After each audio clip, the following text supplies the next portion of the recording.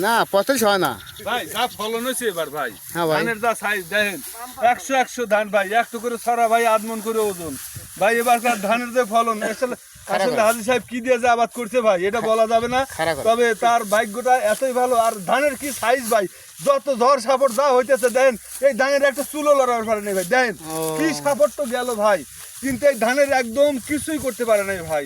ধানের যা ফলন হবে ইনশাল্লাহ, দেখেন কি মজার ধানের মাথা, দেহটা ঠান্ডা হয়ে যায় ভাই ধান দেখলে পারে, বুঝছেন।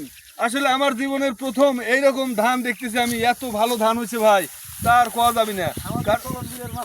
এই চলন বিলের মাঝে, এই যে দেখেন পঙ্গহালি বিলের মধ্যে ওই বিরানগরের মাঝখান দিয়ে এই যে নতুন নতুন পুকুর হয়েছে ভাই, এই পুকুরের জন্যই মনে হয় এত ভালো ধান হয়েছে ভাই, তাই নাকি ভাই? হ্যাঁ, এই ধানের নাম ভাই রড মিনিকেট ভাই, তো মিনিকেট রড মিনিকেট ধান ভাই। এর কিলো ভাই এবার এর কিলো নতুন বীজ ভাই? এবার নতুন আসছে ভাই এই বীজটা। অনেক আশা আকাঙ্ক্ষা ছিল, শুনছিলাম অনেক আগে যে রড মিনিকেট ধান আছে, কিন্তু আসলে জানি না আমরা এই রড মিনিকেট ধান কেমন হয়। কিন্তু এই বছরে আমরা আবাদ বসত করে দেখছি, ও ভাই যা মাশাআল্লাহ, ধানের যা আবাদের মানে সাইজ আর যে ফলন, তা মনে হচ্ছে